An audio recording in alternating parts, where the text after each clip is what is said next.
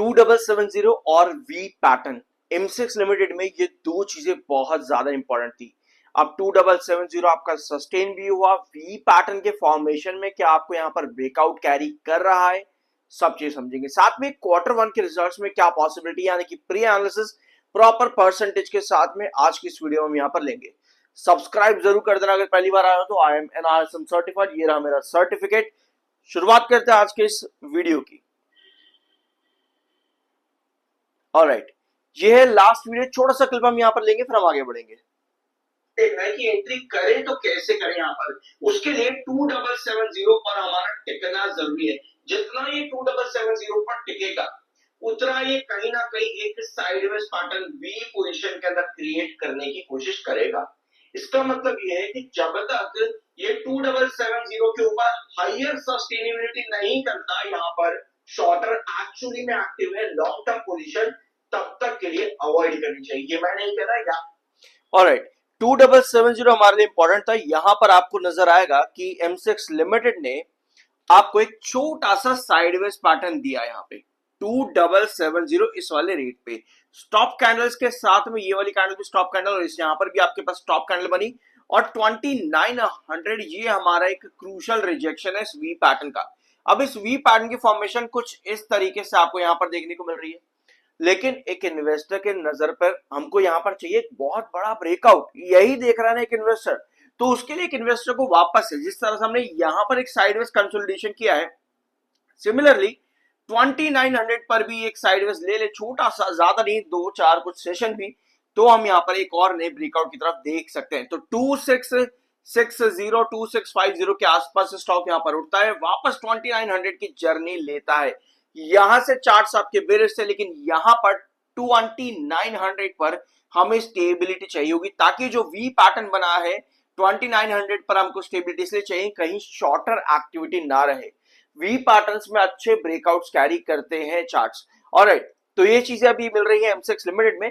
और अगर आप एसएल की बात करें ना, तो आपके पास जो एसएल पॉइंट आता है वो लगभग है 2810 पे। 2810 पर एसएल पॉइंट कहीं ना कहीं यहां पर बनेगा इन्वेस्टर्स का, क्योंकि शॉर्टर एक्टिविटी अगर बनती है 2900 पे तो 2810 पर कोई भी फॉल आपको वहां पे शॉर्टर एक्टिविटी इंडिकेट करेगा। इसका मतलब देखो क्या है, बहुत ध्यान से समझना है इस चीज को। हमने वी पैटर्न की बात करी 2770 के ऊपर, 2900 पर रिजेक्शन है, 2900 पर ये जरूर रिजेक्ट करेगा जैसे आज के दिन किया है, लेकिन शॉर्टर एक्टिविटी वहां पर अभी भी है या नहीं है वो आपको मालूम पड़ेगा कि 2810 के नीचे अगर गिरावट आ रही है दैट मींस कि शॉर्टर एक्टिविटी है।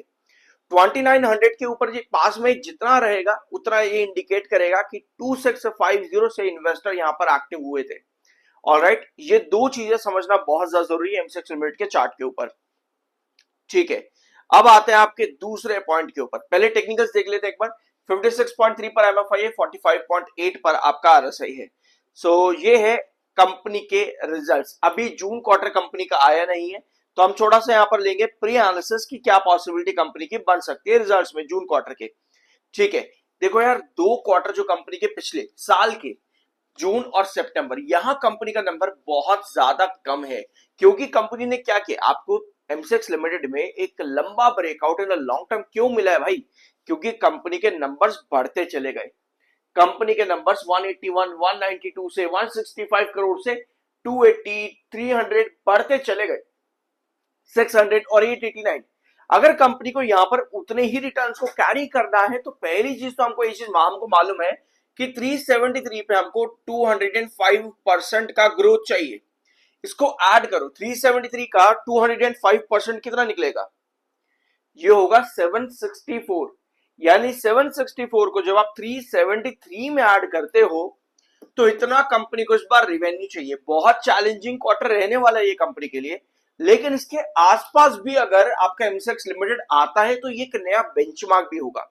ठीक है, तो वी पैटर्न का फॉर्मेशन और फर्दर 2900 ब्रेकआउट, आई बिलीव कि वो सभी चीजें इस रिजल्ट पर भी बहुत ज्यादा मैटर करती हैं कि कितना बढ़िया तरीके से ये वी पैटर्न कैरी करेगा अपने आप को। ऑलराइट, तो ये कंपनी को रिवेन्यू चाहिए होगा, 373 में आपको कितना ऐड करना है, 764, उतना रिवेन्यू कंपनी को रिक्वायर्ड रहेगा। अब आते हैं आपके प्रॉफिट्स पर, तो 291% का ग्रोथ था कंपनी का, और यहां पे 203 पर आपको 291 ऐड करना है, 291% ऐड करना है 203 पर।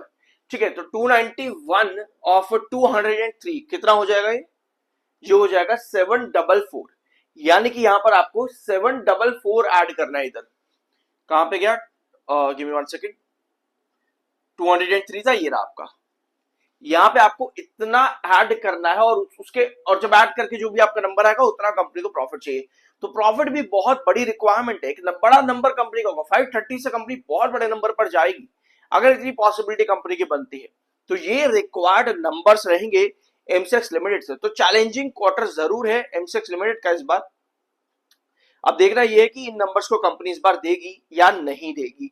और ये लॉन्ग टर्म की अभी हम बात कर रहे हैं। शॉर्ट टर्म में आपके चार्ट्स की प्रोबेबिलिटी 2900 अभी हमने यहां पर देख लिया है कि किस तरीके से आपको 2900 सस्टेन करना जरूरी है। 2900 को क्रॉस कर पाता है तो आपके पास पहला प्राइस जो आता है लगभग 3000 के करीब, मतलब 2990 के आसपास को आप मार्क कर सकते हो। 2990 के आसपास ये आपके पास नेक्स्ट टारगेट्स बनते हैं एमसेक्स लिमिटेड के लिए। बट वहां पर स्टेबिलिटी की जरूरत रहेगी 2900 पे। ऑलराइट, इस वीडियो को हम शॉर्ट ही रखेंगे, ज्यादा लंबा नहीं खींचेंगे। कुछ नया जानने को मिला हो सब्सक्राइब जरूर करना। आई एम NISM सर्टिफाइड, ये रहा मेरा सर्टिफिकेट। मिलता अगले वीडियो में।